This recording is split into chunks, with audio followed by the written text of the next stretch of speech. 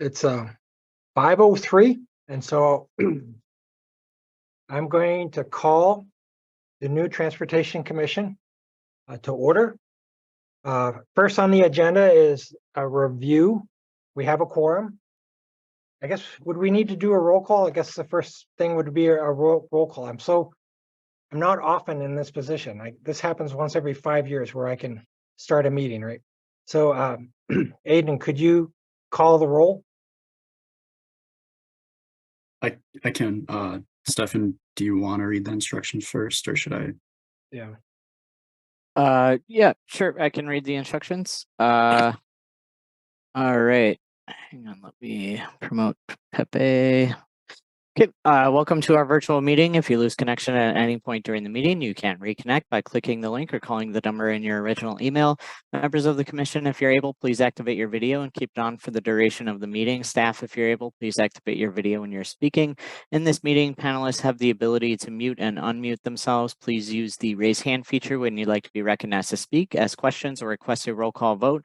Staff, please use the raise hand feature when you're asked a question. Lowering your hand will take you out of the queue.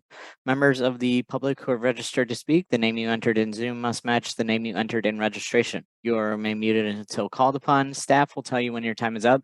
After speaking, a member of the body may ask you a question. If you need to share documentation with the commission, please send it to the email listed on today's agenda. Aiden or Tom, floor is yours. Great. Aiden, why don't you go ahead and call the roll?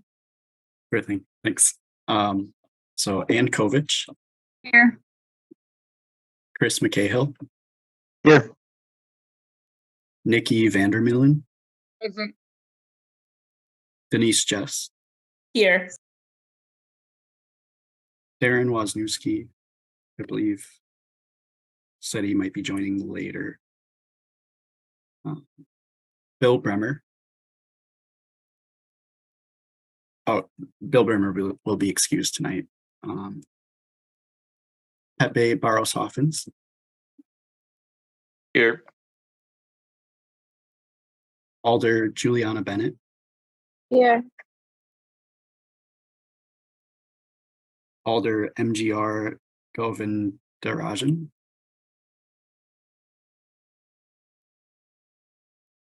Alder Dina Nina Martinez Rutherford.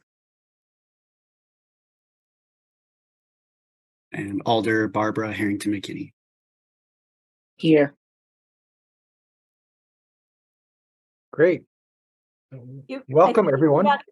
You forgot my name, but that's okay. Oh, sorry. Robbie Weber. He's part of our quorum. He's important. Okay, so the way we'll start off is I'm going to give an overview of the newly revised Transportation Commission ordinance. I'm going to try and do it quickly and with as much interest and animation as possible. And then we'll move right on to the selection of a chair and a vice chair.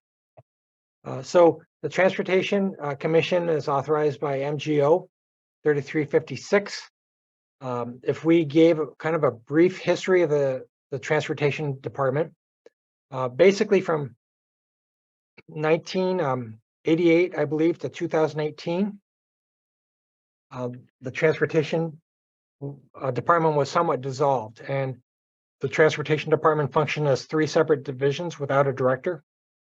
In fact, the last transportation director that the city of Madison had was Warren Sommerfeld, and he actually just passed away a few months ago, for those of you who might be interested. There was 7 transportation-related committees and subcommittees, just meetings all over. There was a Transit Parking Commission, a long-range transportation. There was a drawn-out process called TORC, the Transportation Ordinance Review Committee. They had, I think, 12 sessions, and they basically tried to realign Madison transportation, and it led to the rewriting of MGO 3.14, which established the Department of Transportation on June 19th, 2018. And I was hired on June 22nd, 2018, so 3 days after this went into effect. It created one department with 3 divisions: Metro Traffic Engineering and Parking. It resumed the role of the Transportation Director, and then it reduced the number of committees from 7 to 2, which was the Transportation Planning and Policy Board and the Transportation Committee. In 2022 and 23, very early 23, there were several new ordinances and responsibilities that were passed with complete green streets, transportation demand management, as well as several projects initiated such as BRT. And so this led to the rewriting of MGO 3356. This was largely due to the efforts of Alder Furman and Alder Foster. It created just one transportation BCC, which was basically the Transportation Commission, and it eliminates the TPB. And I believe it more clearly defined the duties of the Transportation Commission. Because there is one commission right now, where there used to be 7, 7 bodies, there's quite a bit of work for this commission to do. And so I think it will be rare when we have a short meeting or we cancel a meeting. There'll probably always be something. As far as power and duties, I'll just go quickly through this. Transportation system policies used to be primarily a function of the Transportation Planning and Policy Board. Now it falls under the TC. We recommend for adoption to the council transportation policies and plans. We work collaboratively. We eliminate disparities that people of color experience in our transportation system. We make recommendations to the council regarding ordinances and the like. One thing that's interesting, I went through this last night because it's been a while since I went through this ordinance. The TC is supposed to provide an annual report to the Common Council. So I didn't realize that, and so that's one of the functions. And then the 7th is to recommend that the Common Council establish a disabled parking council of at least 7 members if a proposed ordinance imposes a 3-hour or less limitation on parking of a motor vehicle by a disabled person. So that's kind of a little caveat that I believe is required by state law. Transportation Commission has transportation system oversight, which is quite broad. It says that the TC shall review and approve all major changes to the city's transportation system. So that's a lot. That's everything, right? It also allots to the Transportation Director, which I didn't realize this used to be a function of the traffic engineer, that my role, or the Transportation Director, can make changes to the transportation system necessary to protect the public health, safety, and welfare. But if, let's say, we feel like something really needs to be done and it needs to be done right now, then we have to bring that before the Transportation Commission within 45 days. And so you think, well, this is not that big a deal, but we've actually employed it several times over the last 5 years, and we employed it quite a bit during the COVID pandemic. The Transportation Commission shall have the power to modify the Complete Green Streets Guide, approve updates to the Transit Priority Network, approve updates to the all ages and abilities network, approve any design variances from the Complete Green Streets Guide, provide recommendation for needed variances associated with sub-area plans and plats proposing facilities. The TC has approval of amendments and modification of point values in the transportation demand management.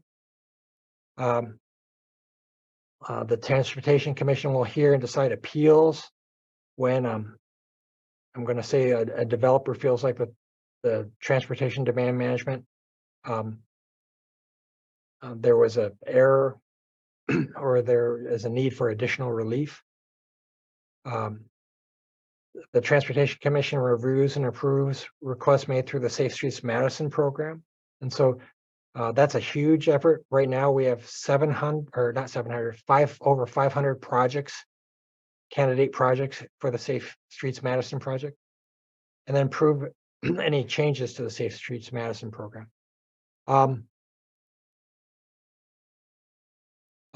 road construction projects. There's always kind of been this interaction between what role does the Transportation Commission have and what role does the Public Works Commission have on road projects that are basically introduced almost monthly, on a monthly basis. And it helps to outline the responsibilities of the Transportation Commission. I feel like the responsibilities are pretty significant. You know, it says a final authority for approving a road construction project lies with the Common Council, which takes action after receiving a recommendation from the Board of Public Works. But the Transportation Commission shall determine the right-of-way use and geometric designs to be included in the final plans and specifications sent to the Board of Public Works and Common Council for approval, with the Transportation Commission approval required for any geometric design variances from complete green streets. Okay. So this is, it's pretty powerful. You know, that means that we're going to be doing complete green streets unless the Transportation Commission feels like there's a reason not to for a certain condition.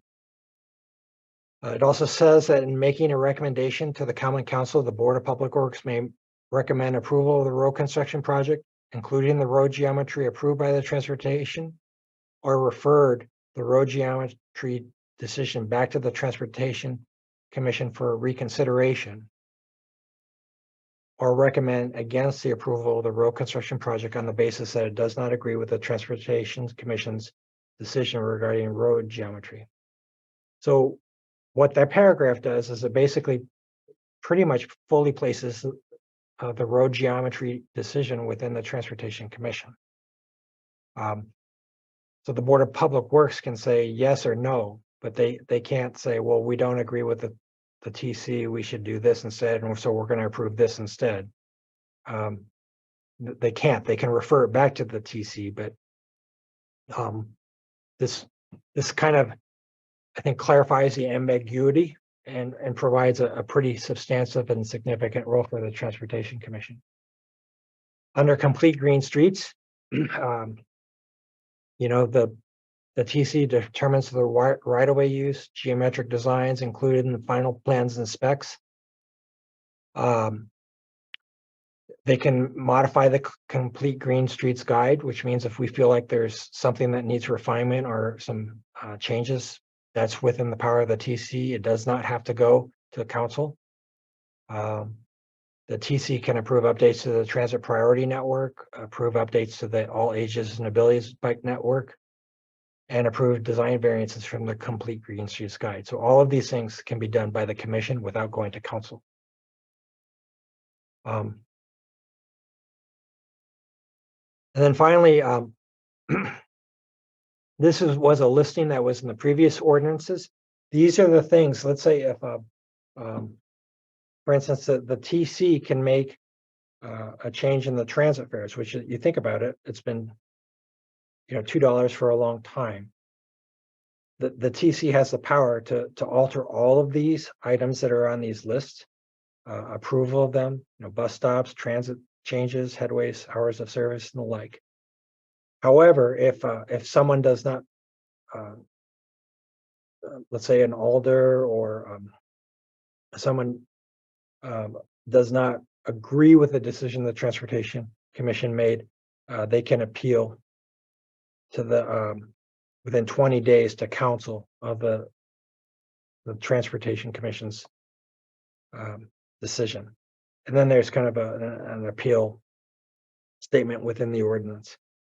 So that's a relatively quick outline of MGO that, you know, designates the duties of the Transportation Commission. And I feel like the Transportation Commission was already a pretty important and significant body. And I feel like the duties became more important with the rewriting of the ordinance. And I think it also helps clarify ambiguities that kind of existed a little bit between the Board of Public Works and the Transportation Commission. Now those I feel like are more clearly defined and laid out. Are there any questions on that before we move on to the next agenda item?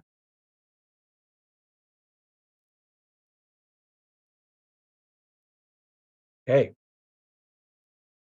So now we'll move on to agenda item 3, elections of officers. So what I'll do is we'll entertain motions for chair, and then we'll vote on the chair first. And then maybe I think what I'll do is I'll entertain motions for the vice chair. And then we'll vote on that second, and then I'm actually done leading this meeting, and it's someone else's job. So Director Lynch, yes, I just want to point out that because we're doing this as a Zoom meeting, that it isn't physically possible for us to cast ballots except by a voice vote or by raising hands. We can't do written ballots. So there's no secret ballot in effect because of the form of the meeting. yes, that's a good point. It's a good point. Hadn't thought of that, but I guess we've had voice ballots before in the TC with them. So why don't we start with chair? Thanks for that clarification. Do we have any nominations for chair? So I'll start with Robbie. Who would you like to nominate? I would like to nominate Ann Kovich for chair, and if I can get a second, I would like. Second. McKinney, second. Good. Why don't you speak to it?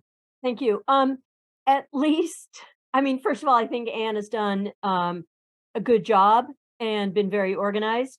But if for no other reason, I think that the continuity of having her continuous chair while we figure out this consolidated committee is probably a good reason, in addition to the other reasons that that she's been a pretty good chair. Okay, good. So we have one nominee. Do we have any other nominees?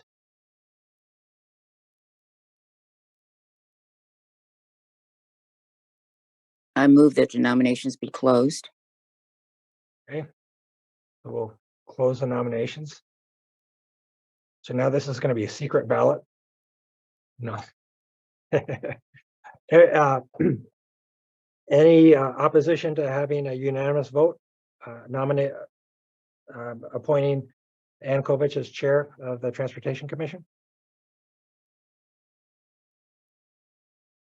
Okay. So no objections. So Ann, you'll be chair. I think I'll stay with this agenda item through nomination of the vice chair, and then you can take control of the meeting. Robbie, do you have a nomination for vice chair? Yes, I would like to nominate Chris McCahill with basically the same rationale. I don't think he's had to take over a meeting. I'm not sure, but he's willing to serve, and he's familiar with our ways, so to speak. Good. Do we have a second for a nomination of Chris McCahill? I can second. Denise. Okay, good. Denise, do we have any other nominations for vice chair?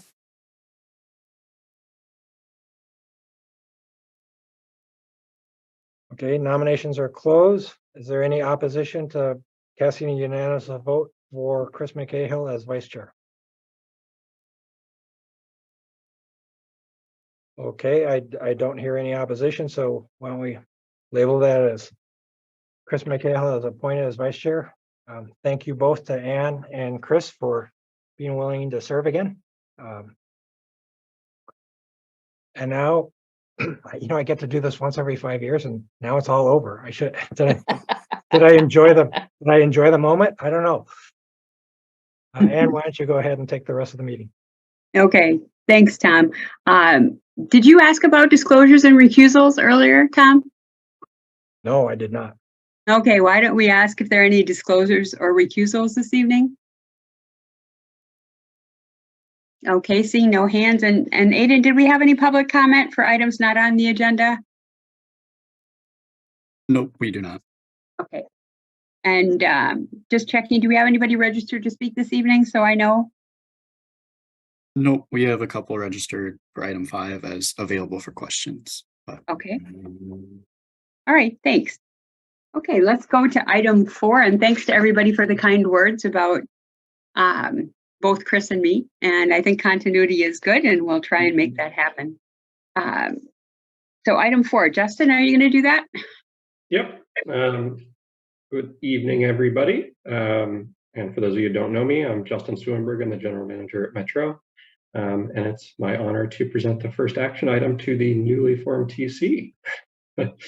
Hopefully this one will be a bit of a softball. This is very simple and straightforward. The ordinance that Tom referenced, granting Transportation Commission certain duties and responsibilities, includes rules regarding public transit safety. However, the Federal Transit Administration has asked that we specifically name our Public Transportation's Agency Safety Plan, which is a federal required plan. They've asked that we prepare a resolution that specifically names that the council is delegating their authority to the Transportation Commission on this particular item. So that's really all this is.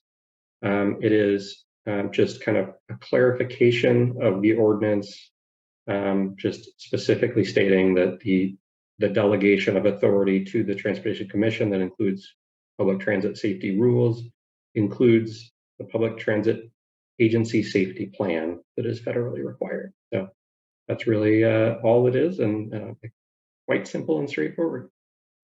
Happy to take any questions though. Comments or questions for Justin? Okay, seeing no hands, I'd entertain a motion. Robbie? Move approval. Chris, is that a second? Yeah. Okay. Did you wish to speak to the motion at all, Robbie? I don't think so. I'm assuming this is pretty pro forma. Okay. All right. Any discussion? Okay, seeing no hands, I'm going to assume a unanimous consent vote unless anybody wishes to vote no or abstain. If so, please raise your hand. Okay, thanks. Great job, Justin. The first action item of the new TC. Next, we have item 5, which relates to the First Amendment to the Developers Agreement with Mortenson Development related to the State Street Campus Garage redevelopment. And we have 2 Matts here, I believe, this evening. Matt Walker. Okay, great. Yep. We'll let you go ahead then. Thanks. Yep. Matt Wachter. I'm the director of the Department of Planning, Community Economic Development. And I'm joined here by Matt Robles with the City Attorney's Office. So just as background, a little over 2 years ago, recognizing that the Lake Street Garage was getting towards the end of its useful life, the Common Council directed staff to run a request for proposals to go out and find a development partner to redevelop the Lake Street ramp site with the goal of replacing a significant amount of the public parking that's there, adding an intercity bus terminal to it, but doing so in the form of a mixed-use building where the rest of that building would have the goal of activating a pretty prime piece of real estate on, at the intersection of State Street and Campus, and then also to generate revenue to rebuild the ramp by selling air rights above it, but also generating significant amounts of new tax increments that we could harvest with the new tax incremental financing district. And then they also added a goal of just recognizing that the most likely thing that was going to be built was student housing, to try to make sure that some of that student housing was affordable. So staff, we put a staff team together with people from my department, people from Tom's department. We had a lot of interest, but at the end, Mortenson Development was selected by the Common Council. So we spent a lot of last year doing due diligence, negotiating a development agreement that would cover the broad strokes of what we were going to build and how we were going to build it. So that was passed at the end of last year. It went through Transportation Commission, eventually passed the Common Council. But we knew there's a lot of detail to this that we wouldn't be able to figure out until we actually designed the building. So we let the architects loose to start designing that building, and they've been doing that for the last 6 months. Along the way, we've been negotiating the details. So what's in front of you tonight is an amendment to that development agreement that doesn't really change the broad strokes of it. It really just adds a lot of fine-grained detail about how things are going to come together. So it really does 4 things. The first of which is that because there's so much coordination, we had initially thought that we would hire Mortensen to be our construction manager for the whole project. The attorneys, the architects, the engineers decided the more straightforward way to do this was to just formalize how we would coordinate and add things like a right to review each other's designs and changes along the way, rather than adding this layer of construction management. So that's the number 1 change. The second is, if you see Appendix E, it gets into really fine detail about who's going to do what. So whereas the initial development agreement would say, the city's going to build our part, Mortensen's going to build their part, this gets down into details of this electrical room, the city's going to build the room, but Mortensen's going to come back and say, put in the equipment. Or this stairwell is their responsibility, another stairwell is our responsibility. So again, just by designing it, we could get down into those details of who exactly is building which part of the building. The next part is that we have a release milestone. So instead of saying that, we knew that at some point the city would have to hand off the site to Mortensen to build the rest of their building, but we didn't know exactly what day we'd hand that off, what condition everything would have to be in, and how we would coordinate that. So there's a whole appendix that really talks about how does that handoff between construction teams work. And then the last thing that was added is the agreement with the University of Wisconsin about how that affordable housing piece would work. So this has been a negotiation between the city and Mortensen, but also the UW, because they're going to be doing the referrals for low-income students into it. So that's another appendix that got added on. So those are really the 4 big pieces that are different. I can answer any questions. Matt Robles can answer any really technical questions, since he is the one who actually wrote a lot of the language here. Before we get into comments and questions, Aiden, you said that there were people registered as available for to answer questions. Yep, but that's it's Nate Gundrum and Dan Lesser. Okay. From Mortensen, right? Correct, Okay. Yeah.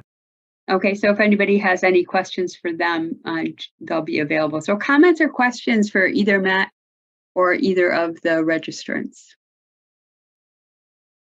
Sort of a continuation of something the Transportation Commission has been looking at for a while, for those of you who were on TC in the past. Comments or questions? Okay, I'm seeing none. Do we have a motion? Chris? Yeah, move approval. Okay. Robbie? Second. Okay, there's a motion and a second. Further discussion?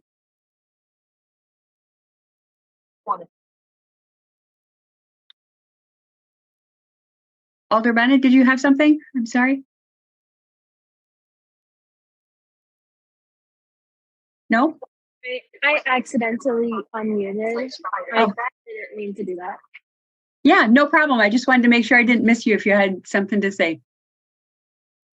Okay, I'm going to assume a unanimous consent vote unless anybody wishes to vote no or abstain. If so, please raise your hand. Okay, thanks to both Matts for coming tonight. Appreciate it. Okay, So Tom, we have item 6, a broad overview of transportation mission and philosophy. Thank you. I think I'll go ahead and I'll share a screen with a slideshow. And I'm going to actually run the slideshow. Can you all see the Wilson Street garage in front of you? Yeah. Yes. Okay.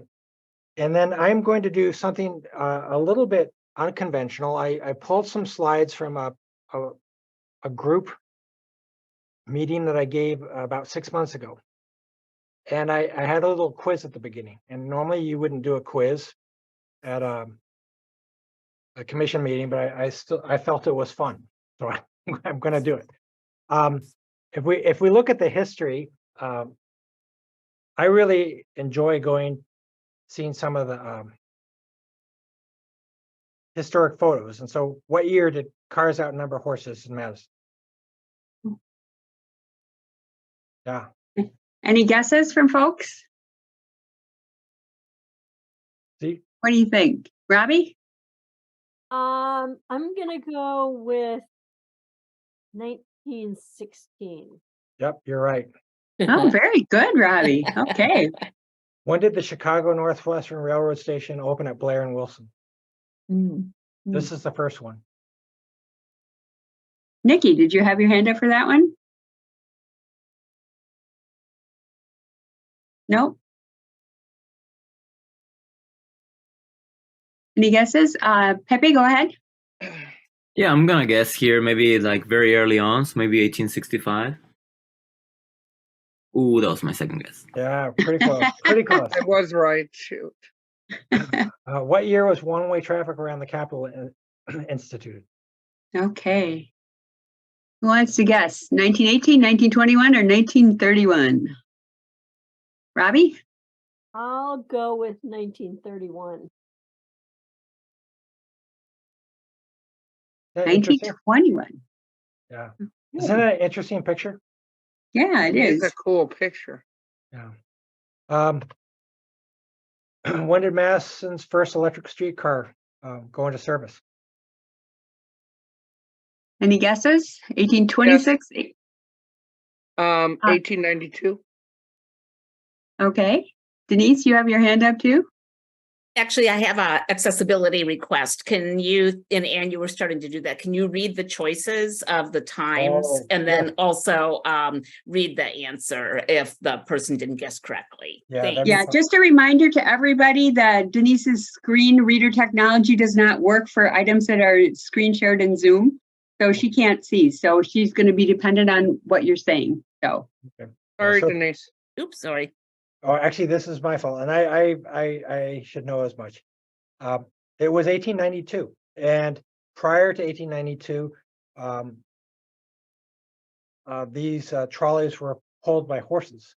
Wow. And there was some controversy. Electric trolleys were kind of like the next great thing, and could we make the leap? You know, it's kind of an interesting history thing. What year were left turns off of State Street prohibited? 1920, 1930, or 1940? any guesses? Nikki? Yes, 1940.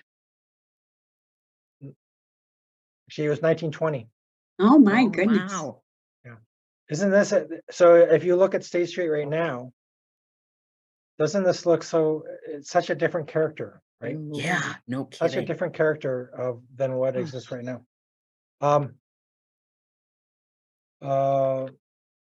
How much per hour was street parking when the brochure below was published? And right now we just have a brochure with a kind of a 1950s car in a parking stall.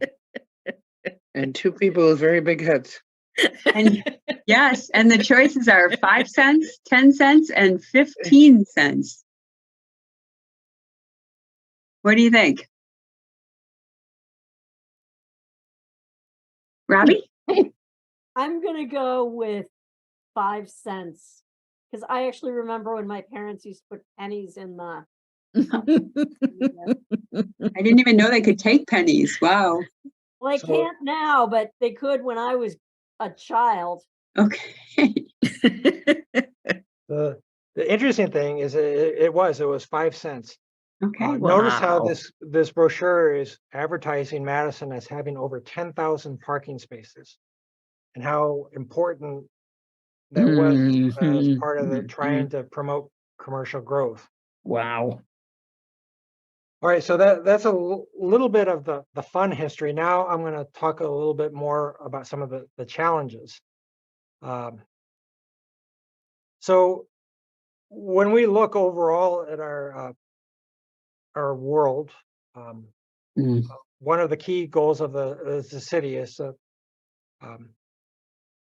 be climate conscious and address some of the climate change things that we're having. And this graphic right here shows both the year of our CO2 emissions, which are shown in gray, Mhm. and then the atmospheric CO2. And so you can see how directly our atmospheric CO2 really Wow. goes Oh my God. in line with our emissions that really started to take off right around 1930. Okay. Then we can also kind of superimpose our global average temperature from 1850 to 2019. And you can see that it sure looks like a direct correlation, right? It just kind of aligns with itself. What this is, and again, Denise, I'm sorry that these were not loaded into Legistar sooner. Pepe, do you have your hand up? He Yes, does. Go sorry. ahead, Peppy. Quick question, Tom. Is that worldwide or is it Madison specific or this area? This is worldwide. Okay, thank you. Worldwide. But if we go Madison specific, okay, if we go from 1971, our population in Dane County has increased by 60%, but our vehicle miles traveled have increased by 190%. So we drive our cars three times more than we did in 1971. So I was driving in 1976. So, the number of miles every person drives now is three times more than it was, in the 1970s in Dane County. Well, why is this, or what are some of the reasons? A lot of it has to do with subsidies and how we choose to subsidize different types of behaviors, right? A lot of people feel like, well, our highways are paid by our gas tax, right? So it's a direct charge. And to the left, you can see a picture of the belt line, and that is largely paid directly from gas tax. But I'm going to say about 850 miles in our city are not state highways, right? And they're largely paid by property tax. So basically, everyone, when they pay property taxes, helps pay so that you can have a road in front of you. And so that's really, in many ways, just saying it's a direct subsidy to the type of travel that occurs on that road, right? So we subsidize many things. The city budget, for instance, subsidizes about a quarter of Metro Transit's fees, but we also subsidize auto traffic, by providing both the land and then the facility on it. Another example, this is I'm in the Jennifer Street area, and a third of this road was built to store cars. Oh, This is a picture of Jennifer. So a third of this car, and that car storage is there for free. Do you see what I'm saying? So really, what ends up happening is that for maybe 50 to 70 years, what we do is we've kind of provided the infrastructure needed for cars without necessarily transferring the cost of that infrastructure directly to cars. As a society, we're saying, we're we're giving you the subsidy. And because of that, we've had, our VMT does increase. We are driving more now because it's easier to drive more now. Now, it's not necessarily bad. It's just, it's just following the systems that we've put in place. But it does limit our space, right? We can't add more lanes, let's say to East Washington Avenue or Mineral Point Road. We can't add more lanes to Park Street. And so eventually, things might have to change. This is also leading to climate change. And as we're seeing, in 2018, the fires out in the West Coast, just a couple of weeks ago, some of the fires that we were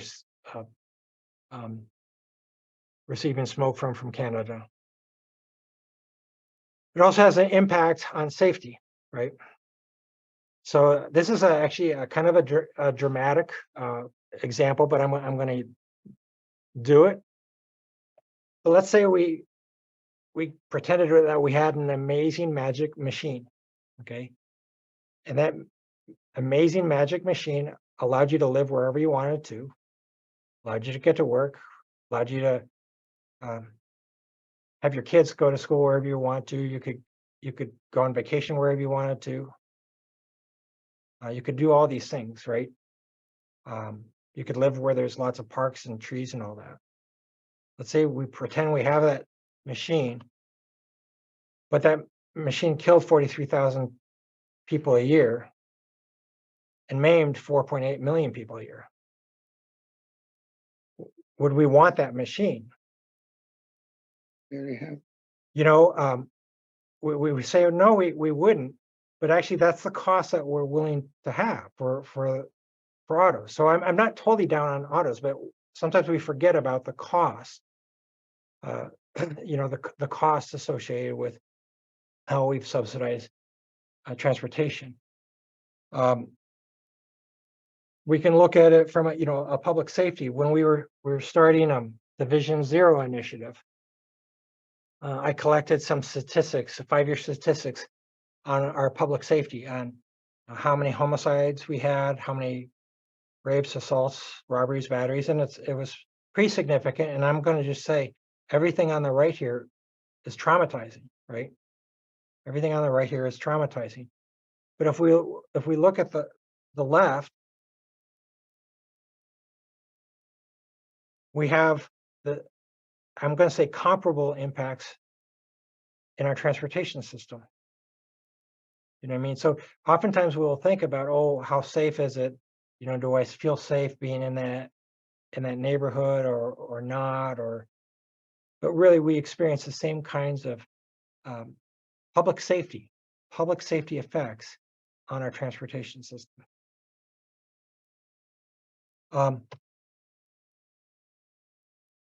So there, that's kind of our background, and maybe I was a little bit dramatic in some of those statistics, but I wanted to lead to, well, what are we doing about it, right? And so I'm going to say that our Imagine Madison comprehensive plan is something that was created in 2018, and we're working the plan. It's not a plan that's just sitting on a shelf, but every single one of the strategies that it's recommending, the Transportation Department and the Transportation Commission and former Policy Board worked to move forward on. And this gives the mission of the department to develop and maintain a safe, efficient, economical, equitable, and sustainable transportation system for Madison's residents and visitors in a way that's consistent with the city's land use system and regional transportation goals. And these are the strategies that are within the comprehensive plan. So these are the key strategies from the land use and transportation plan on the left, and I'm not going to read them, but you can see how every one of those strategies has a direct, correlation on the right of what we're doing to address that strategy, to address the challenges that I spoke of at the beginning of this presentation. In 2022, we had a considerable number of initiatives. We started an Amtrak station location study, complete green streets, transportation demand management ordinance. We began designing an intercity bus terminal. We began construction and groundbreaking for the East-West BRT. We developed a transit network redesign, and we initiated our Vision Zero action plan. In 2023, we continue to have initiatives. The Amtrak was likely to gain more attention and steam. The Wisconsin Department of Transportation has 4 major projects in the area, 2 of which they'll be preparing a preferred alternative this year. In fact, at the very next meeting, we'll be discussing some of the freeway alternatives for I-94. We sent a letter to enter project development for the north-south bus rapid transit to the FTA last week. And then what you just approved, that developer agreement, includes a space that will be used for the intercity bus terminal.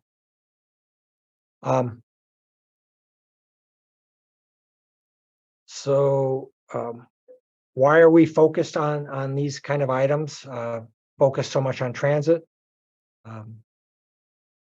Some of you may have seen these slides. This is transit is efficient. This is what 200 people looks like in 177 cars. This is what it looks like without cars. This is what it looks like on 3 buses. Okay. Yeah. If we were to apply this to East Washington Avenue, okay, and I just said I wanted to move 80 people by car on East Washington Avenue, there you can see how many lane miles it takes on East Washington to move those 80 people by car. It basically takes a travel lane all the way from Blair Street to the O'Hara River. Okay. But to move 80 people by bus, it takes essentially a half block. So it's just so much more efficient, right? And that's why we were focusing on bus rapid transit. With the east-west line being shown in red, that's under construction now, and the north-south, which being shown in green, we're hoping to begin construction in 2026. The East-West BRT is a $200 million project. We are thinking that the north-south BRT will be about a $150 million project and open in 27. Vision Zero, it's a strategy to eliminate all traffic fatalities, severe injuries, while increasing safe, healthy, equitable mobility for all. For those of you who are new to the Transportation Commission, our Vision Zero initiatives often focus on speed. If someone gets hit, a pedestrian gets hit at 20 miles an hour by a vehicle, they have basically, I think it's an 87% chance of surviving, right? Conversely, if they get hit at 40 miles an hour, they only have a 27% chance of surviving. So you'll see over the coming meetings that many of our Vision Zero initiatives are trying to lower speeds because of, people make mistakes. I've been in crashes. I have a family full of teenagers. They've been in crashes. But if the crashes happen when people are traveling slow, then people get to live, right? That mistake is not a life-altering mistake. We just move on from it. In March of 2022, we adopted the Vision Zero Action Plan based on our high injury network. And 3 times a year, you will see projects being proposed that really are based on the action plan. The city of Madison enacted the Complete Green Streets Guide. It's a pretty detailed guide. I think it's one of the most detailed guides in the nation. Last year, it was in December.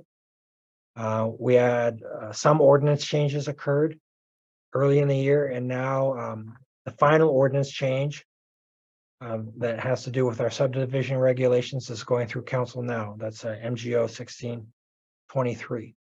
And so as this body, the Transportation Commission, evaluates the geometry of projects that come before the commission.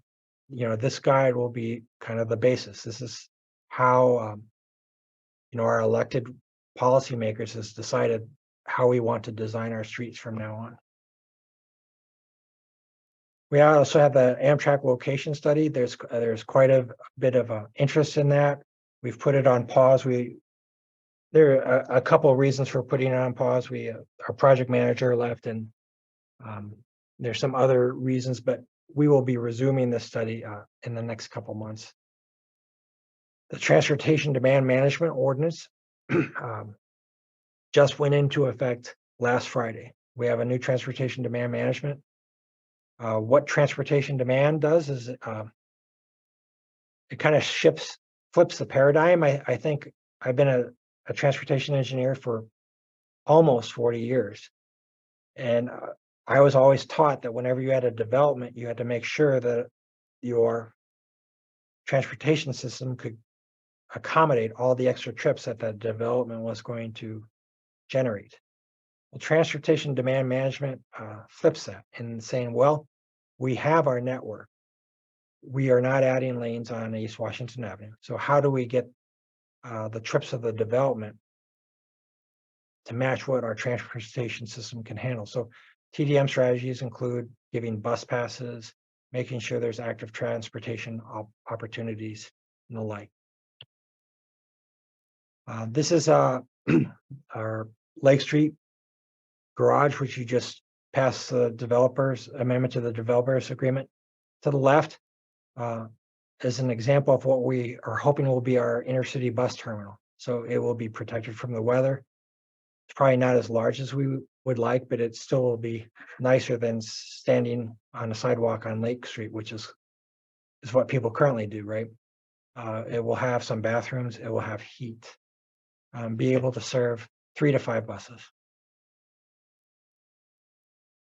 And I think that's kind of a broad overview of things that have accomplished and kind of key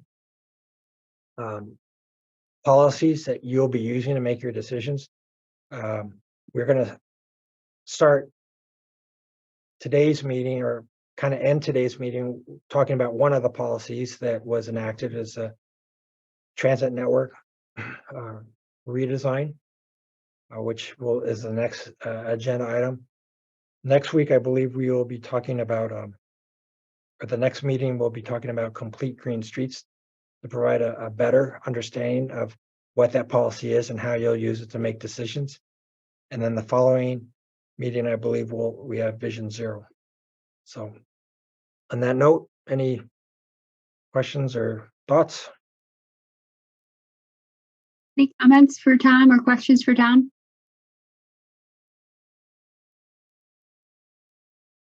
Good. Okay, I'm not seeing any hands, Tom. Good. Thank you for humoring me with taking the quiz. And it was fun. Let me go through that broad overview.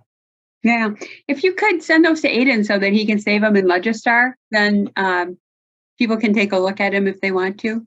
That way Denise can take a look at them. Yeah, we'll get them both presentations into Legistar. Great. No, that was excellent. Thank you so much. Next, we have, as Tom mentioned, a presentation on the Metro Transit Network redesign. We've got Justin and Mike here this evening. Mike, are you going to go with us? Yep. Thank you, Anne. Good afternoon, everybody. I'm Mike Beckfall. I work for Tom in the city's transportation department. I'm going to share my screen here. So let me know. Can I also ask, Mike, you, is this in Legistar by chance or no? It is not. I apologize for that. We'll get this up right away. Okay. Well, then for accessibility reasons, could you please just make sure that you describe what's on the screen for Denise and others? Absolutely. Yep. Thank you. Yep. So title screen transit network redesign is I'm calling this an implementation update for the City of Madison Transportation Commission, June 11th, 2023. So next slide just points out the the transit network that was put in place in 1998 It was designed around 4 transfer points, north, south, east, and west. And so we kind of had core routes that are shown in blue, roughly connecting the 4 transfer points with each other and going through downtown. And then we had these peripheral edge routes that are shown as orange arrows in the periphery, taking people to the transfer points. And then the idea was you could transfer between the routes and kind of go wherever you wanted. So that system was put in place in 1998, about 25 years ago at this point. It allowed more coverage, but it did have longer travel times compared to the network that was in place before it, required more transfers, as the name implies. And over time, different groups have experienced different experiences, have had different experiences with this system that was in place since 1998. We did an onboard survey. This is showing the transfer rates from the previous system from before the pandemic, showing transfer rates system-wide are about 18.9%. So 18.9% of people had to transfer. But as we break down the demographics, we see that it was not the same for everybody. So people who identified as white transferred about 14.9% of the time. People who identified as African American would transfer 48.4% of the time. So roughly 3 times discrepancy between those demographics. And then if we look at middle high income, we see that about 17.2% of middle high income people transferred, and of low income people, 34.3% of people had to transfer using the system. So did not really meet our current goals of having a system that's equitable and kind of shares the burden and the benefits of the facilities and services that we have.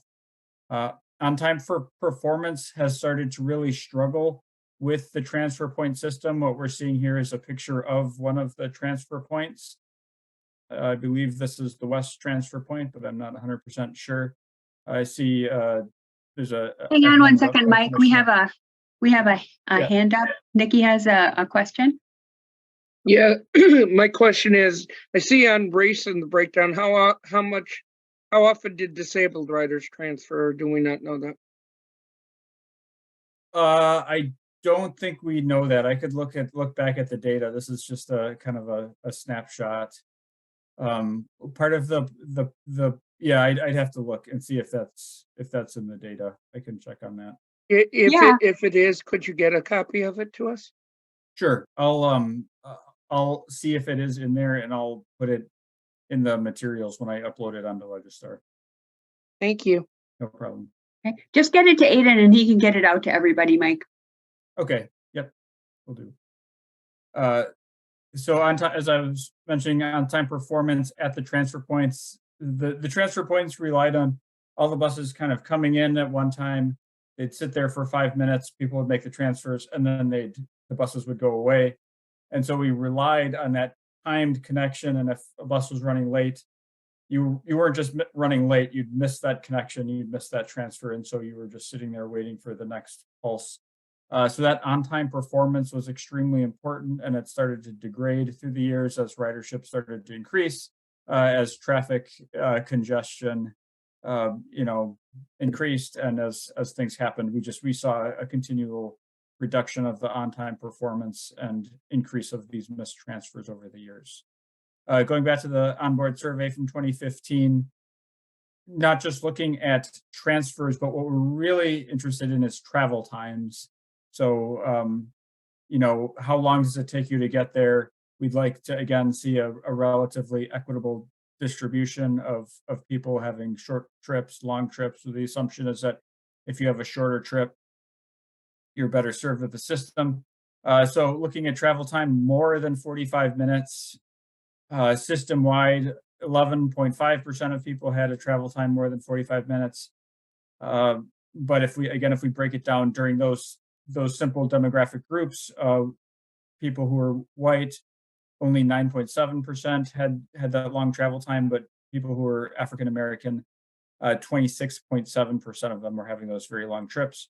And then again, looking at mid to high income and low income, a little bit closer, but still we're seeing a significant difference there in that low income people are more likely to have these long burden trips with the system. Another piece of the existing system that's a little bit harder to explain is how much service we had throughout the day. So very few transit systems have just a consistent level of service throughout the day. We often have more service out there during the AM and PM rush because more people are traveling during those times. But the metro system before the pandemic had kind of these extreme humps of service. So looking at this chart, the blue area is how many buses in service. So before the pandemic, again, for the morning rush hour, we saw the number of buses out on the street go up to about 130. And then in the midday, it dropped down to about 60. And then in the afternoon peak, it again went up to that level of about 130, and then it would drop off in the evenings. What that means is we had twice as many buses out there in the morning and afternoon rush hour. Now, part of that was to just accommodate the demand, but also what you're seeing here is a very high level of service frequency and specialized trips being accommodated in the morning and afternoon rush hour. And when we look at the demographics of the people using this is more likely going to benefit people who are traveling downtown at rush hour. So this is not the low income people necessarily.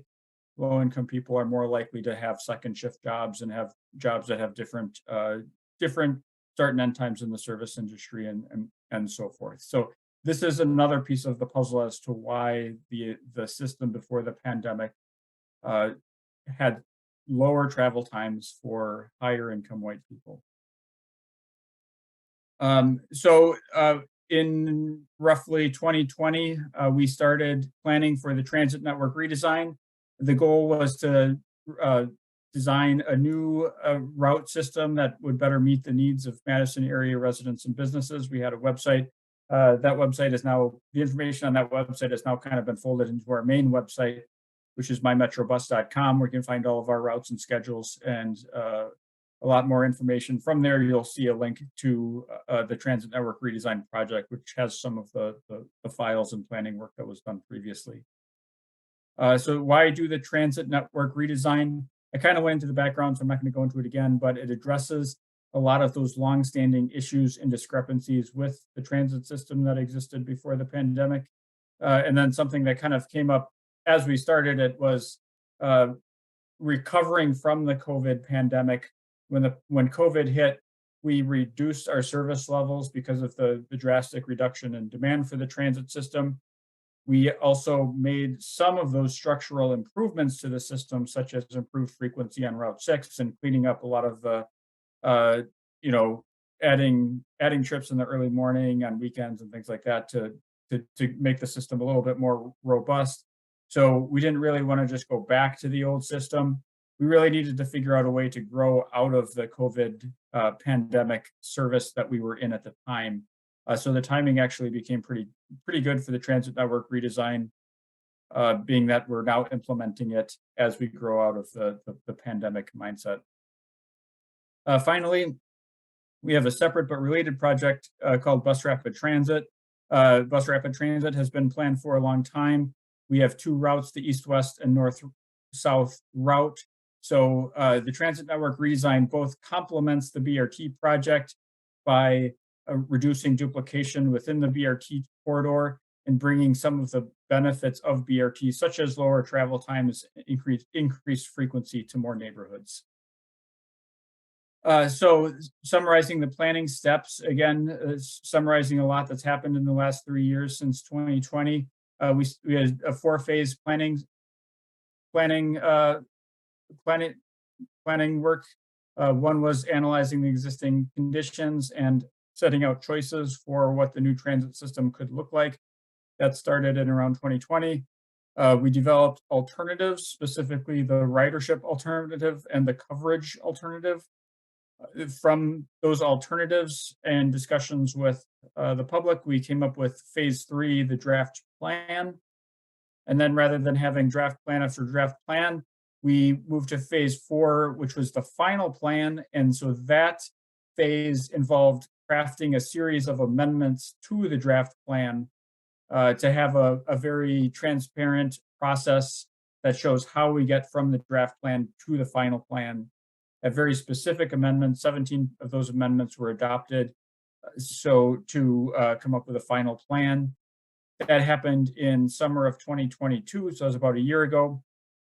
Since then, Metro has been working very hard to do all of the work needed to implement that plan that was adopted by the city council last year. So that's writing schedules, drawing the maps, figuring out the signs, the bus stops, training the drivers, implementing some infrastructure. All of that stuff has been happening for the last year.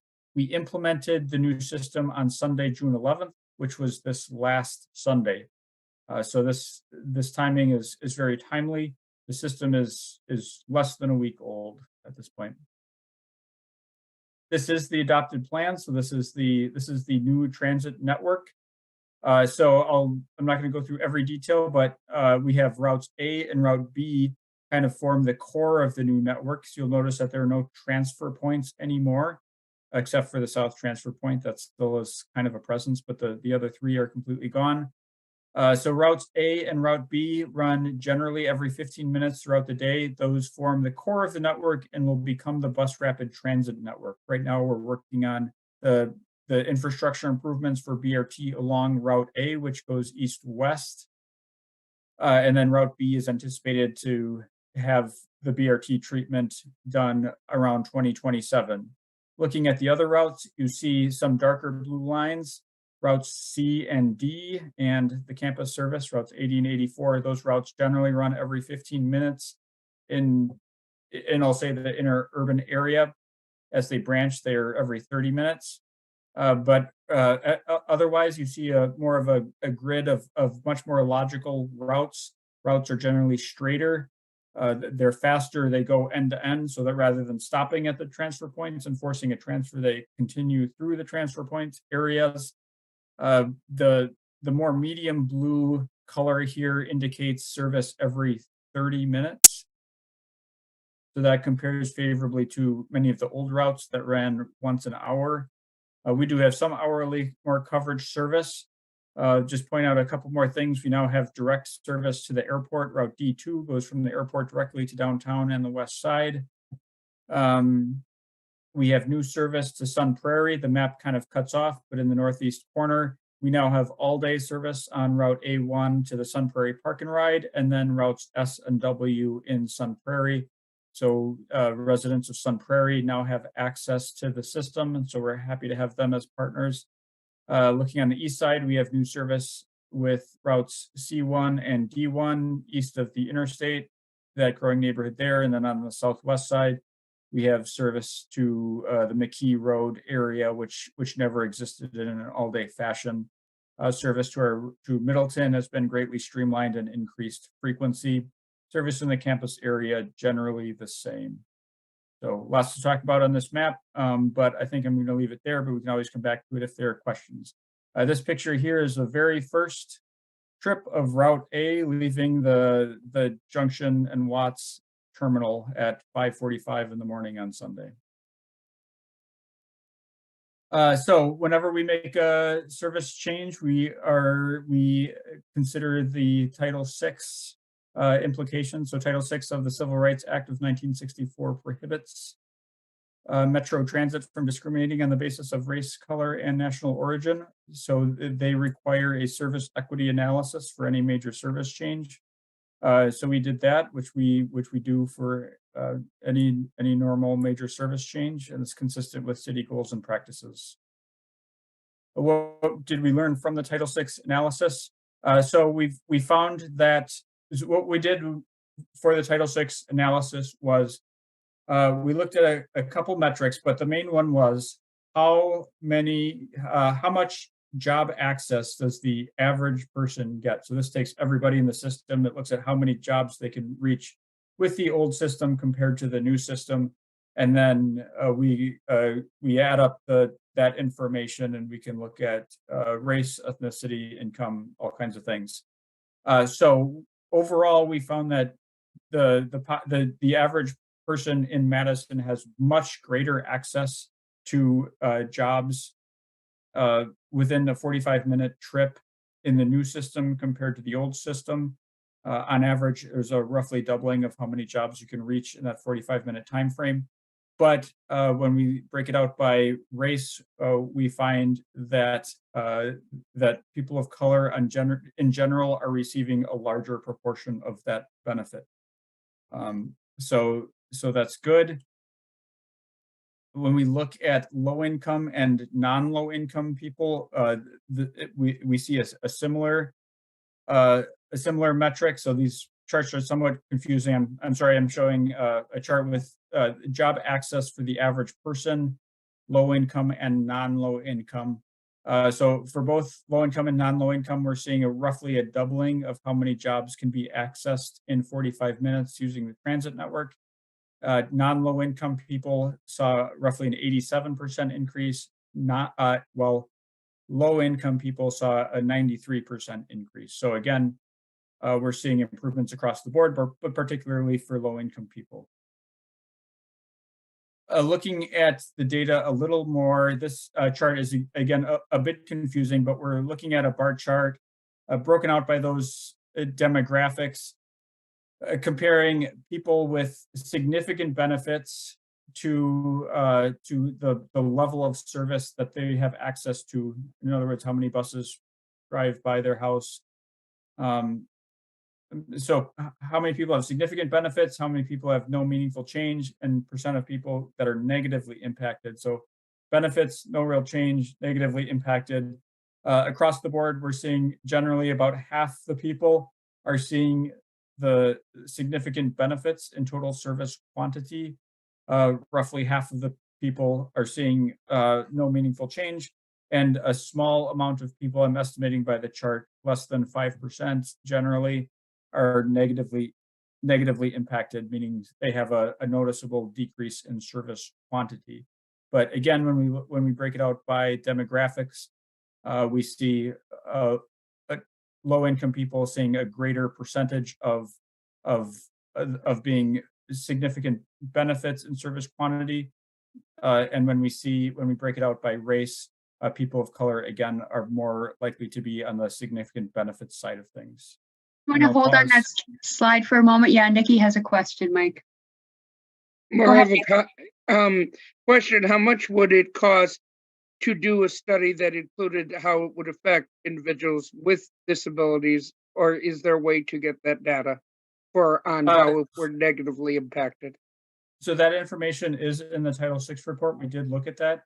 It did not show a disparate impact between people with disabilities compared with not people who don't have a disability. One caveat is it's very difficult to get that information just because of the number of the sample size is very low for people with a disability compared to other demographics. And do you but have that information is on the Transit Network Redesign website. All right. Maybe you could have maybe you could include a link to that to Aiden, and then when Aiden sends out the other information that was requested, we could forward that as well. But go ahead and finish up, Nikki. Did you have anything else? No, that was it. Okay, thanks. Alder Harrington McKinney, go ahead.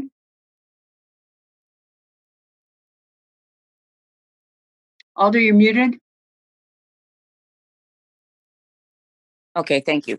My question is that you were using the ridership demographics and access to job opportunities.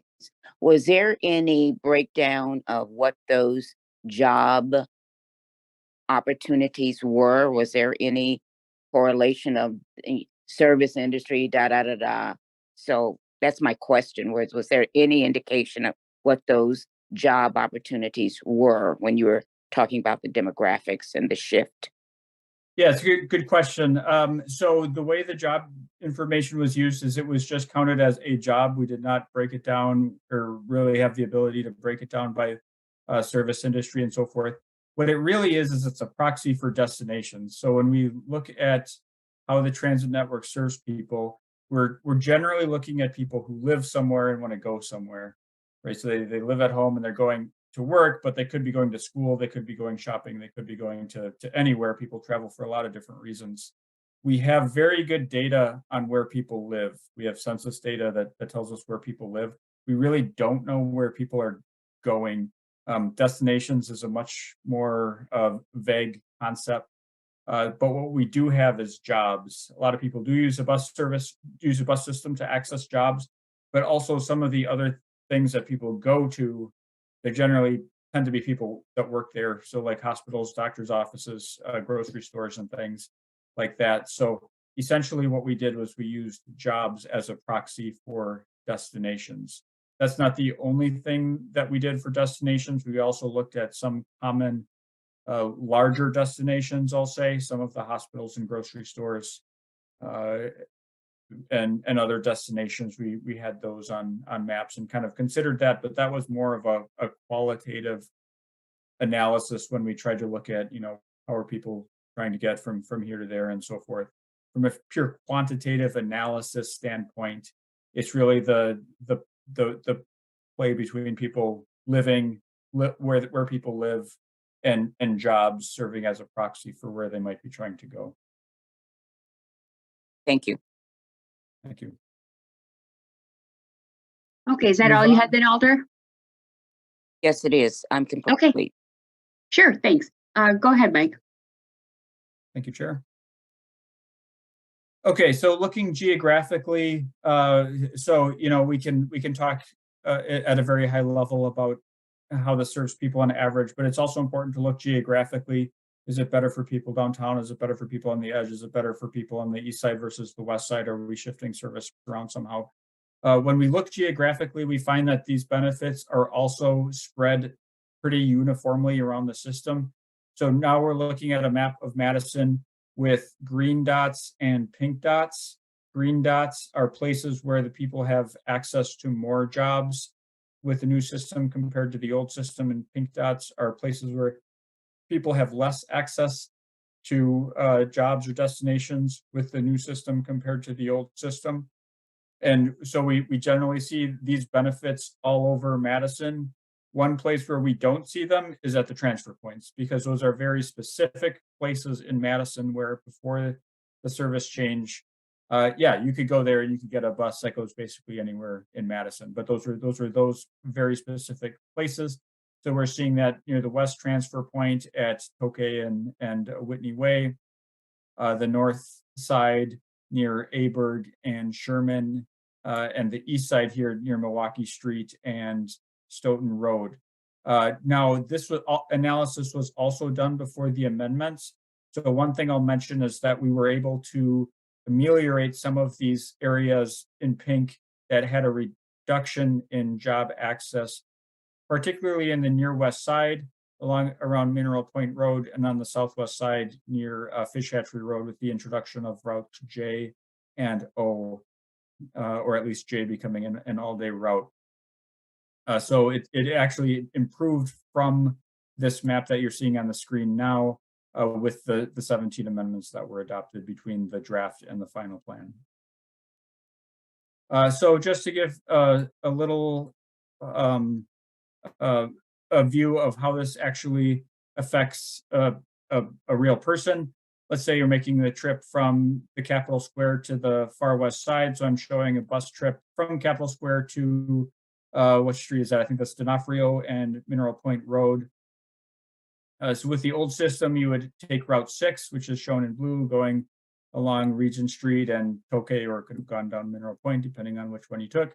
And then you get to the west transfer point, you'd wait 5 or so minutes, and then you'd transfer to Route 67, which is the red route going along Mineral Point Road.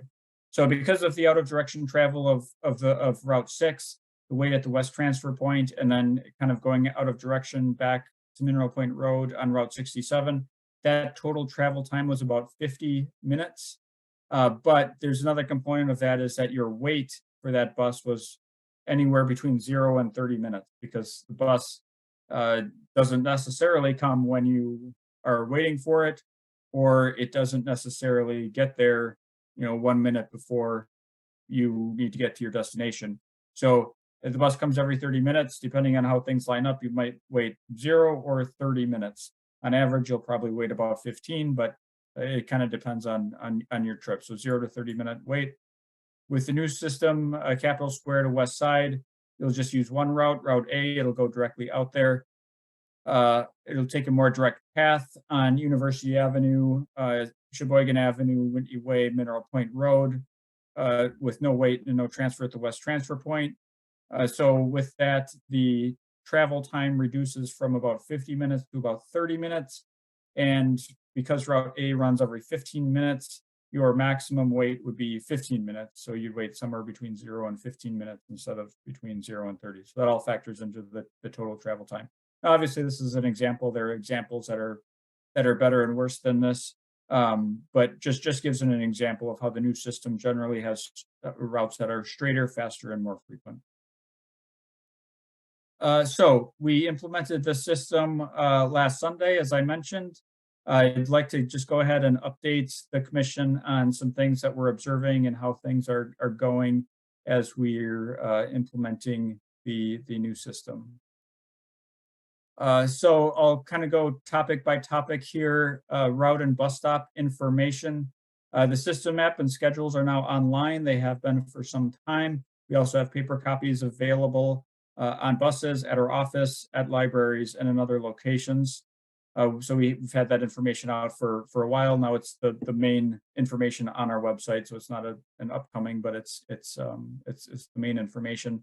Online trip planning information was available ahead of time. We got that out there as soon as we could, as soon as trip planners like Google Maps would allow us to get it up there, so people were able to plan their trips by just putting in a date in the future and then saying they want to make a trip from here to there by transit, and it would tell them how to use it, how to use the new system to do it.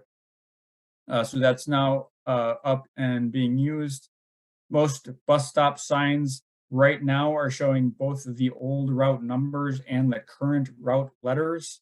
So that's just an implementation detail that it's not really possible for us to go out on the Saturday night between 1 a.m. and 5 a.m. or whatever, go out and switch all the signs. It's actually a very big process. It takes quite a long time. But we have a consultant helping us do that.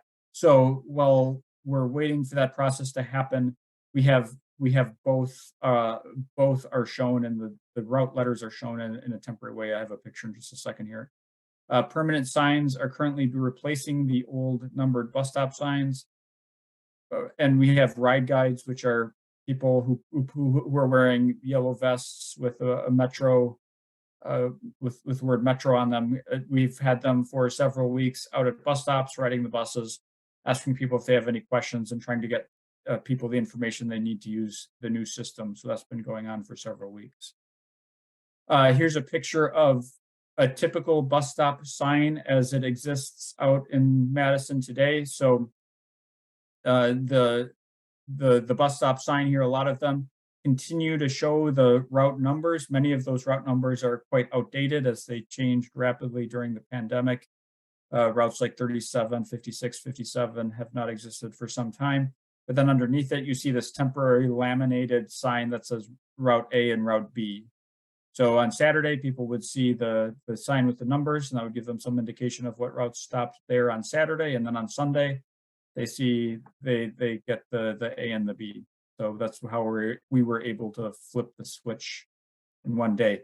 And then so this laminated sign is literally just a print of what the final sign will be. So that's currently being printed or has been printed on a metal sign. And we now have crews out there taking down the temporary A and B sign, taking down the old numbered sign, and putting on the new lettered permanent sign. Talking about operations, drivers have been training on the new routes for several months. We've experienced a mostly seamless transition from the old system to the new system. Some issues at the terminals being worked out, pretty specific stuff in terms of just, having two buses trying to park at the same terminal at the same place at the same time. And so we're working through some of those details. I'll pause. I see a hand up. Yep. Pepe, go ahead. Thank you. Mike, those signs that you showed, like the laminated one, which is we're saying is essentially the one that is gonna go there later. It's kind of hard to see from here, but I prefer to ask you: do they have any other information besides just the what route is there? Like, for example, do they show how often those routes will be there, or if they are the north south, or the east west, or what direction they're going? We typically don't have information like that. We do, so they have the route numbers.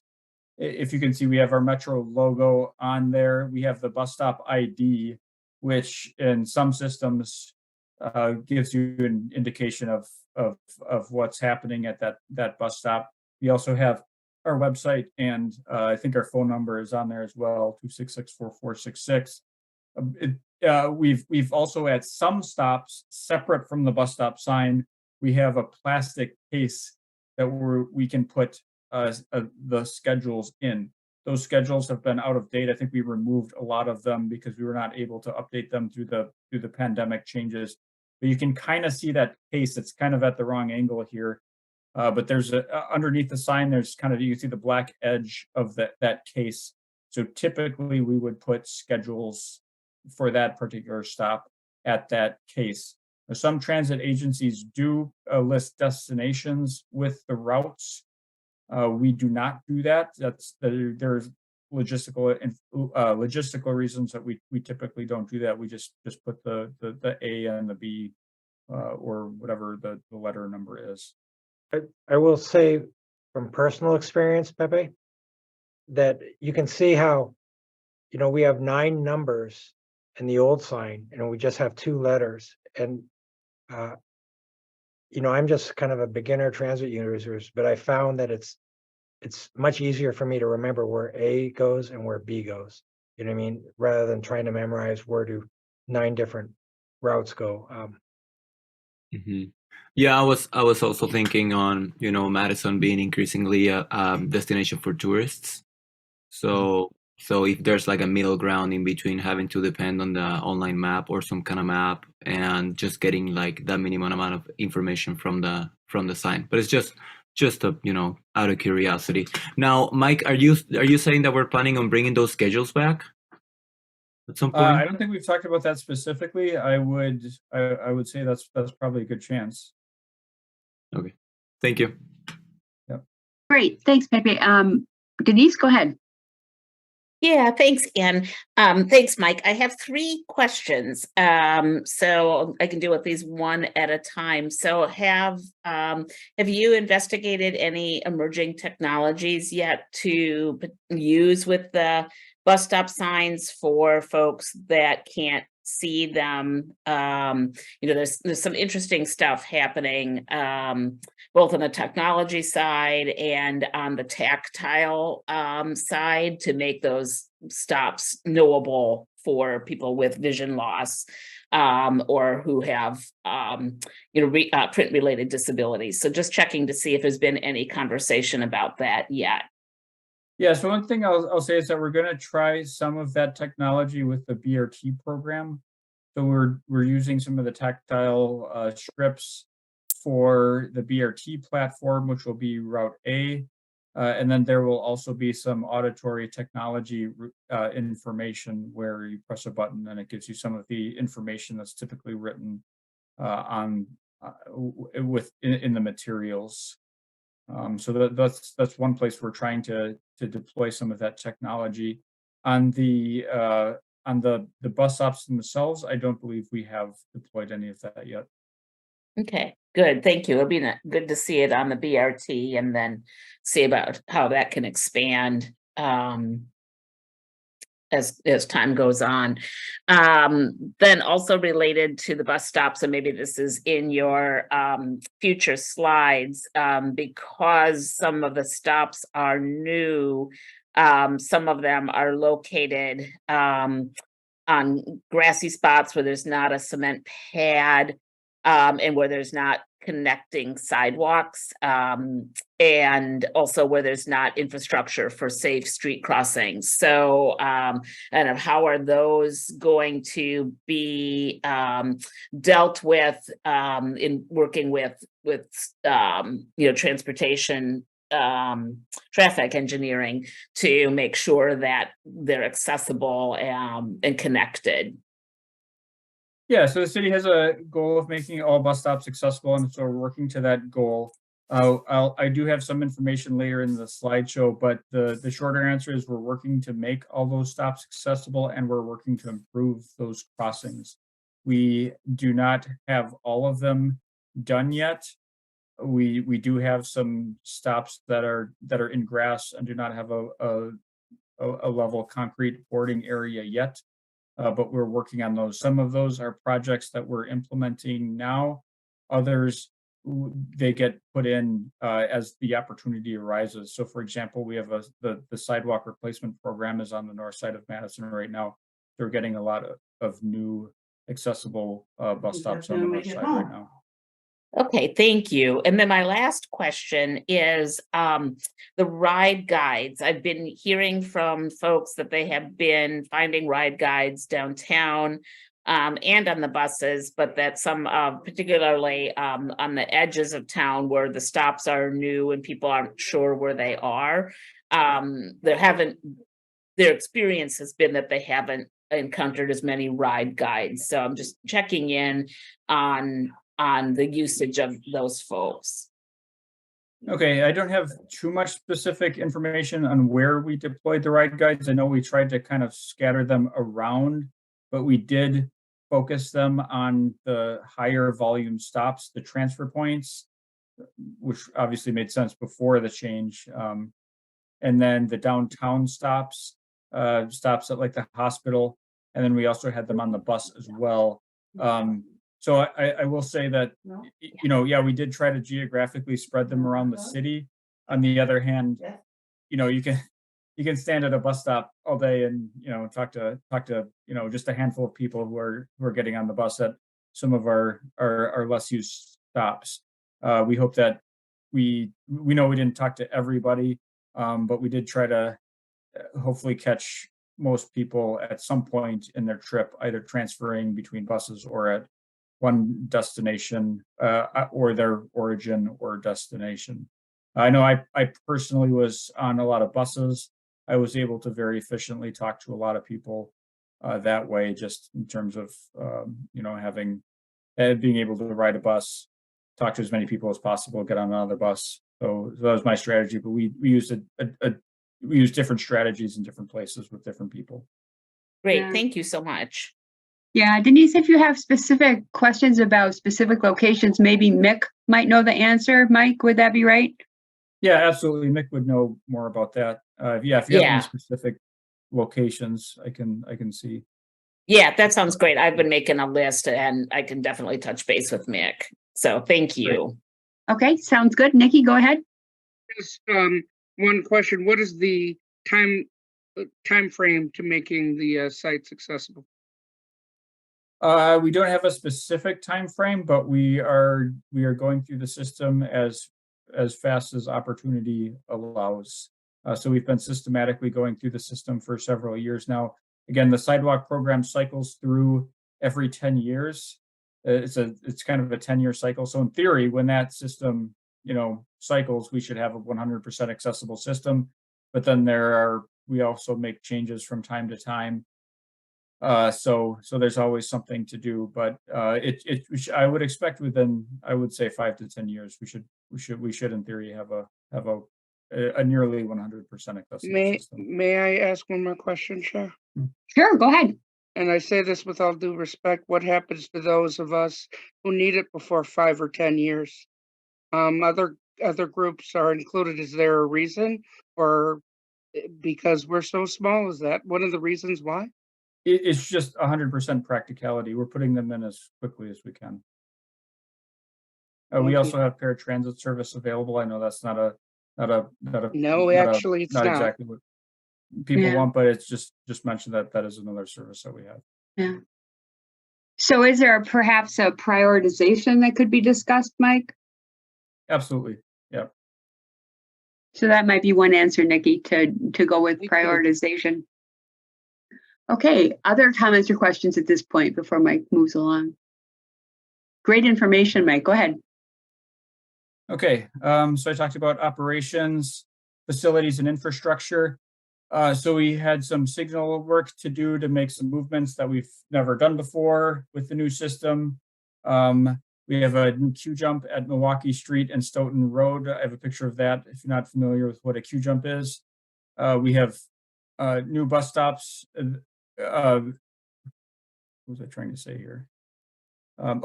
Some new bus stops that are mostly operational. We have some delays. We tried to get the concrete in and done by Sunday. So we had some that needed some of the new accessible bus stops that we're trying to get in by Sunday were delayed because of cure time and just the contractor's ability to get it done on time. We also had one at Mineral Point in Westfield where the concrete cracked as it cured, and so the contractor needs to go back in there and fix it. We had 7 Capitol Square and State Street shelters that were removed on Monday. We wanted to get those removed as soon as possible because those are very visible bus stop facilities. We wanted to get those removed to avoid people standing in them thinking that a bus was going to come. It'd be very easy to miss a bus stop closed sign when you see this big, clearly bus shelter there. We also wanted to avoid vandalism and that kind of thing. Some of our shelters have been redeployed to new locations where they're now needed, where they're deployed from bus stops that were closed for the old system and redeployed where they're needed to some bus stops in the new system. We're going to do more of that. We did basically some of the most high need areas where we have, for example, Junction and Watts, where we have a shared terminal for routes A, F, R, D, and 55. So another number of buses coming through there. We wanted to make sure that site was sheltered. So it's just an example of new shelter. South Transfer Point remains open and is served by routes G, H, O, B. I think that's it. The other transfer points, west, north, and east, have been closed. And then we have another project at Randall and Vilas. The goal was to get Route O to use Randall Avenue. To do that, we have to do a minor adjustment to the traffic circle at Randall and Vilas. We expect that work to be done later this year. Route O is currently on detour on Mills Street, so that's coming this year. Just some pictures here. This picture on the left, we're seeing a picture of the bus stop at Badger and Rusk. So we put in this new concrete boarding island. This crosswalk existed, but we improved it. So this is a picture of when it just was done and the concrete was done curing, it was open. So we have a temporary bus stop sign there, but this bus stop will ultimately get a normal bus stop sign, of course, and also a shelter. So this was is a road that's right next to the Beltline Highway. There's no sidewalk on one side, and so there's no place to serve even a substandard inaccessible stop. There's just no way to serve any bus stop at all. So we wanted to get this one in place as soon as possible so that could be operational. We had a couple other stops like that. And then on the right, you're seeing the Milwaukee Street queue jump at Stoughton Road. So this is a signal where the bus has to basically weave across 3 lanes to get into the left turn lane. That's not really practical in a bus at rush hour. So we have this special signal here that's only visible to buses, or it's anybody can see it, but it's not a conventional red, yellow, green. It's a horizontal bar, which is essentially a red light for buses. And then on the bottom would be a vertical bar, which would be the equivalent of a green light for buses. And so when that signal goes vertical, then the bus driver knows that they are able to do this weave across 3 lanes. And they can do that because nobody else has a green light. And so they're able to make that left turn onto northbound Stoughton Road. We had a similar signal improvement at Packers and Aberg and a couple other little things around town. I'm just kind of giving you examples here. Schedules and detours, these things are related. We had many detours related to, somewhat ironically, the bus rapid transit work, as well as some of the street reconstruction, Wilson Street, Atwood Avenue, etc. So these detours combined with the new network just made everything very complicated and confusing for a lot of passengers. Really no way around this. We knew this would happen. It's one of the downsides of implementing in the summer. As we all know, there's a lot of road work and road closures in the summer, but that's also the best time to do a service change. So there's not that much that can be done, but we did try to make the best of it. But you know, just trying to learn a new system on top of, it's not really the new system, it's also on some convoluted detour. So we had some confusion with that, not only with passengers, but also with drivers. We tried to get the ride guides into these locations where we had these detours to try to help people out. I think it helped some, but we've also added some improved signage in those locations to help people, give people a little more information. Like we had that conversation about destinations and other information on signs. So we put some of that destinations information on the signs because some of it was quite confusing. Lane closures on University Avenue, Johnson Street, East Washington Avenue were not causing detours, but they were causing delays. So this combined with people learning the new system, asking the drivers a lot of questions, perfectly normal, perfectly understandable, not anything bad, something we'd expect, but this kind of all this together. We did experience some schedule challenges as we had some routes that were running late.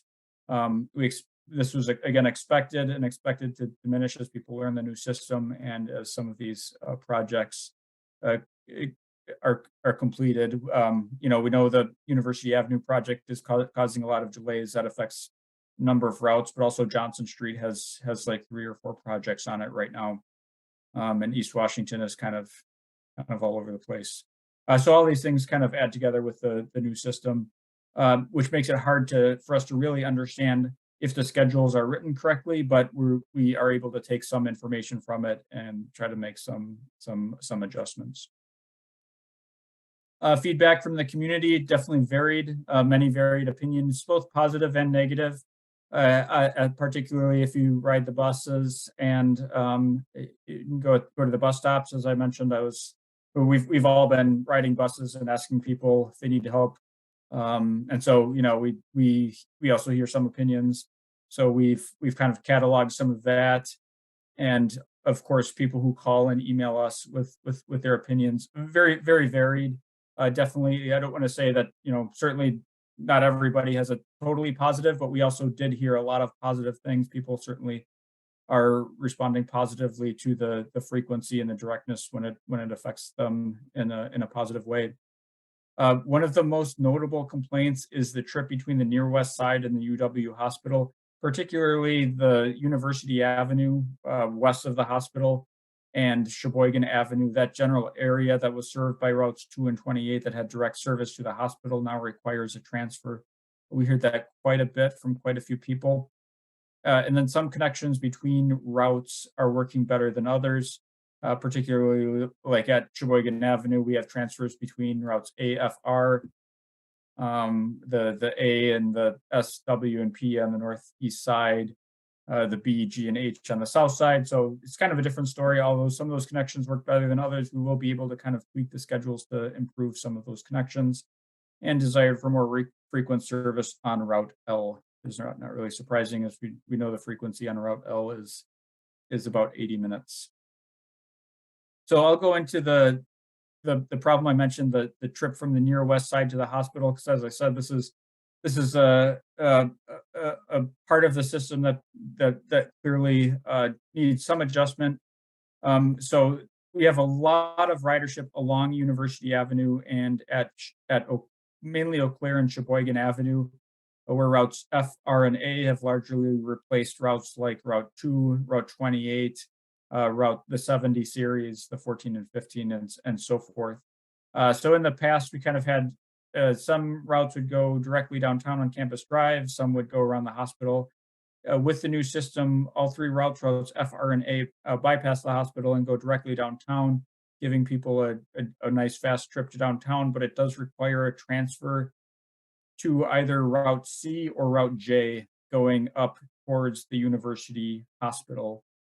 So there are particularly some time frames when that that transfer is not working very well, particularly early mornings, late evenings, and Sundays.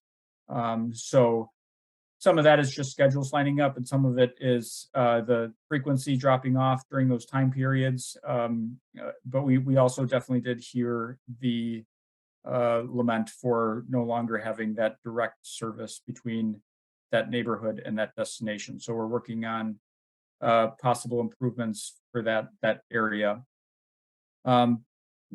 Those possible solutions are here. Possible solutions from the west side to the hospital. One concept we're looking at is extending Route 38 to the west. It historically did have some trips that went farther west. So we're looking at extending that again to provide that direct ride, at least on weekdays during the day. And then at least for now, possibly improving service on routes A and C to reduce the chances of a long wait as you're transferring between Route A and C, particularly at those time frames, early mornings, late evenings, and weekends.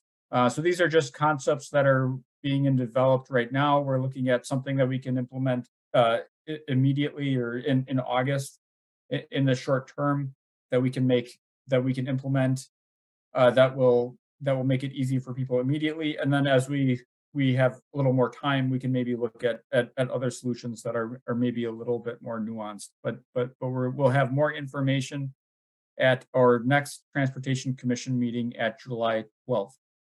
So this is just not that information, it's just a preview of that information.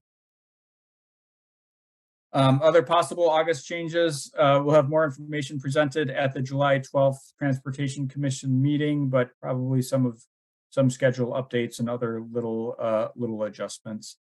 So just to get into this a little bit, we have about 4 times a year when we have the opportunity to really make changes to routes and schedules. August is one, and then December is another one. So we're planning on making some of these immediate need changes for our August service change so that it's done in time for the starting of the school year, and as the weather gets cold and more people ride the bus because of the weather.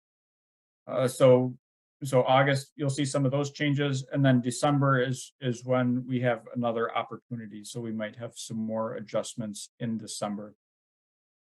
And as we continue to hear more from people and analyze the system, we will have more information, and we could have other adjustments. We intend to adjust the new system to address any of these issues that come up.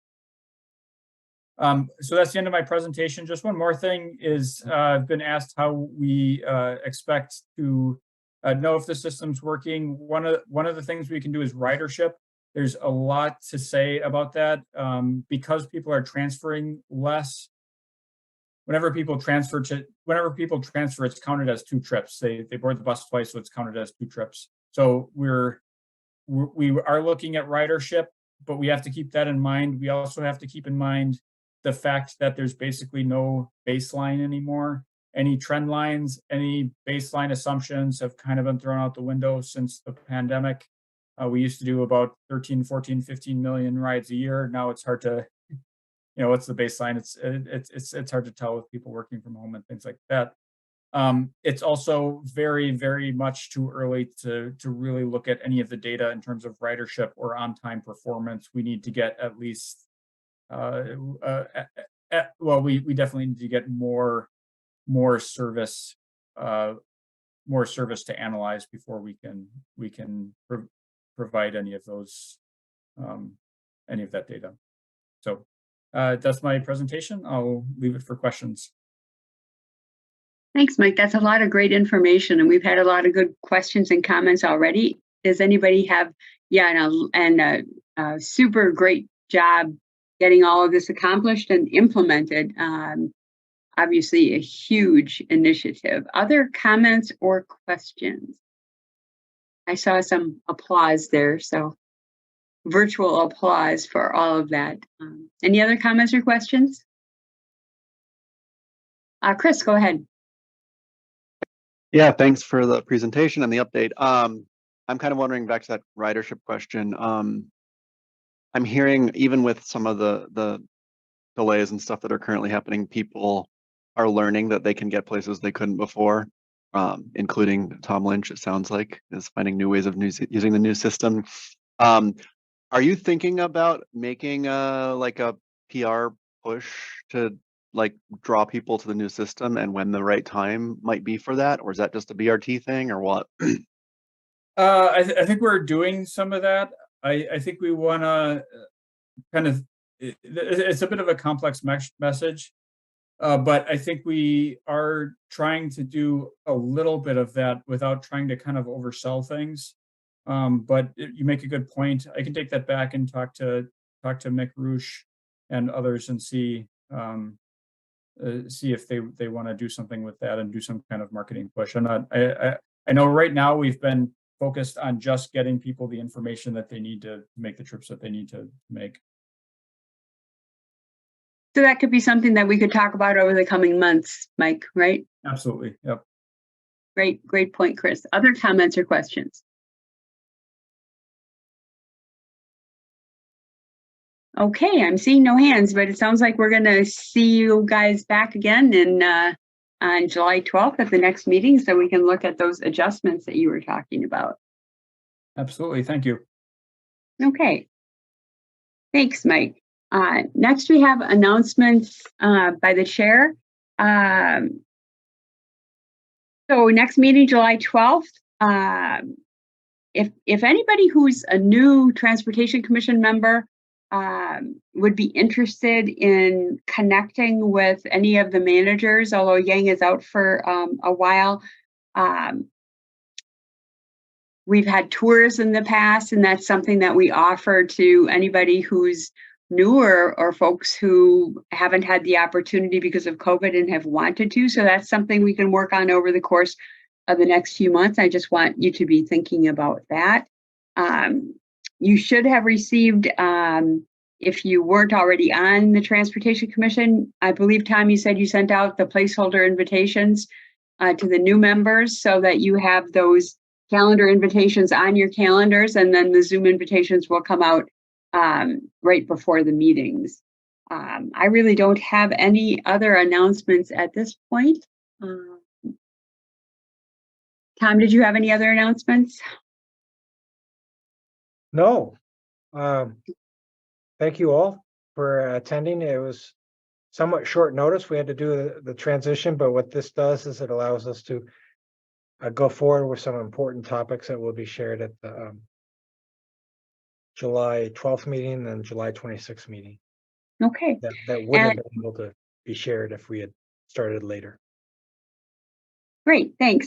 And then the last topic is future agenda items, and people may not be prepared with any tonight, but certainly learning topics that Tom was talking about. You know, we've got Complete Green Streets coming up. We've got Transportation Demand Management Review coming up. We've got Vision Zero coming up. Safe Streets Madison in conjunction with the next round of Safe Streets Madison projects. So be thinking about if there are learning topics that you feel would be appropriate, as well as the other topics that we've been talking about. Denise. Yeah, and thanks. One I wondered about is making sure that we're all on the same page with the practices of equity and social justice that this transportation, the former one, really committed to. Thanks. We have out in August, we have the TC Practices of Equity and Inclusion, where I thought we would handle that. And I certainly would be looking forward to continuing our conversation about accessibility, Denise, and Nikki and anybody else who has ideas with regard to that. So that's certainly something we'll talk about, and then we can use that opportunity to see how we want to expand on that in the future. Other agenda topics at this point? Okay, if not, we need a motion to adjourn. And a second. Chris, the motion, and Robbie, a second. I'm going to assume a unanimous consent vote. Haven't had anybody object so far, and thanks everybody. Very much appreciate it, and a lot of good information, a lot of good information to come. So good first meeting. Thanks, everybody.